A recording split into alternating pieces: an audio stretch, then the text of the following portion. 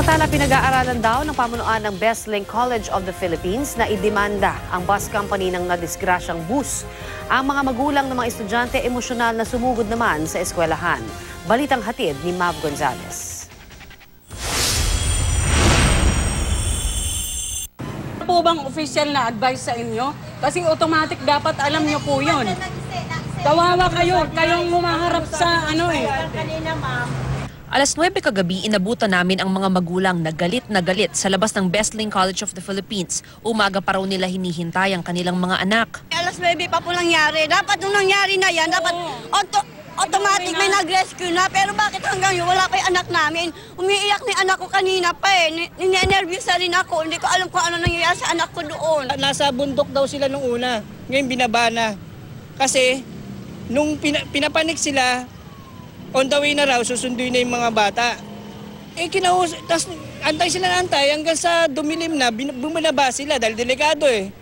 Ngayon, sabi nila, sinundo na. Kinausap namin yung anak namin, gaalala kami. Ngayon, wala pa. Sabi ng anak ko, wala pang, hindi pa daw sila sinusundo hanggang ngayon. Wala pa kahit isang bus. Napagbunto na ng galit ng mga magulang ang security guard. Kaso wala ring alam ang gwardya sa sitwasyon sa Tanay. Wala rin daw siyang contact sa department head na kasama ng mga estudyante. Bandang alas 9:30, nakausap ng isang magulang ang anak niya.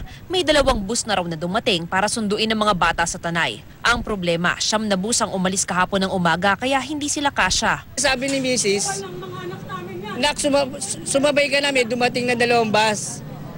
Mama, kung sino daw yung nakasakay doon kanina, yun lang daw ang sasakay. Wala pa yung bus kung sinakyan, number 4 siya. Yung dumating hindi naman number 4 daw. Hindi daw siya, ayaw daw siya pasakayin doon. Hindi na pwede mamili. Bakit mamimili pa kung sino yung nakita nila estudyante, sakay nila? Kalaunan, pinapasok na rin ng paaralan ang mga magulang at kinausap ng isang admin faculty. Paano nangyari yung problema? Ano ang proper disposition ninyo doon sa mga nagtuloy? Dapat tinerminate nyo ng maaga para ang biyahe dito ng mga bata araw. Kasi mas stress ngayon. Dahil gabi, yung daanan nga po ang problema. Humingi po ako ng tawad sa mga pagkukulang at kakulangan po namin. Yung convoy po nila nandun na rin. For security reasons po, nandun din po sila. Yung mga bata po sinisecure din po. At nandito rin po kami, yung behalf ng ibang admin at pati mga officers po namin ng highs ng college. Opo. Mag-aalauna ng madaling araw o may 16 na oras mula nang mangyari ang aksidente, nagsimula ng magdatingan ang mga estudyante. Emosyonal ang ilang magulang nang mayakap ang mga anak nila. Ang ilang estudyante, tulala pa at bakas ang pagod sa muka. Si Nanay Rosario nahimasmasan na nang makita ang anak na si Minay. Nawala yung kaba ko. Kasi kanina talaga ninenervyos ako. Hindi ko alam, para kung nabablack-out ako eh.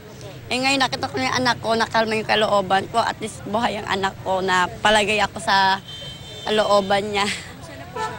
Ayun po, umiiwas sa kasi siyempre trauma siya na naiisip niya yung nangyayari. Kaya hindi ko muna papasukin, pagpapahingahin ko muna siya. Ayon sa paaralan, talagang hinold ang mga estudyante sa campsite habang inaasikaso ang mga naaksidente.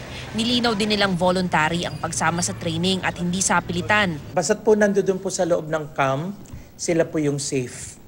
So habang po kami inaayos namin yung accident po dun sa taas, ang ginagawa po ng mga bata para maging busy, nagkaroon po sila ng extra team building. We have a letter to the parent.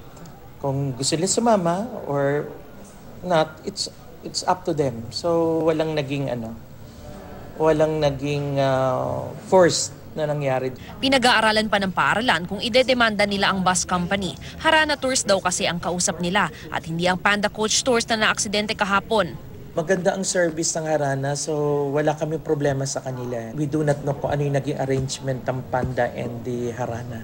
Pasado alas 2 naman ng madaling araw, dumating na ang 9 na bangkay sa Mahar Funeral Home sa Novaliches.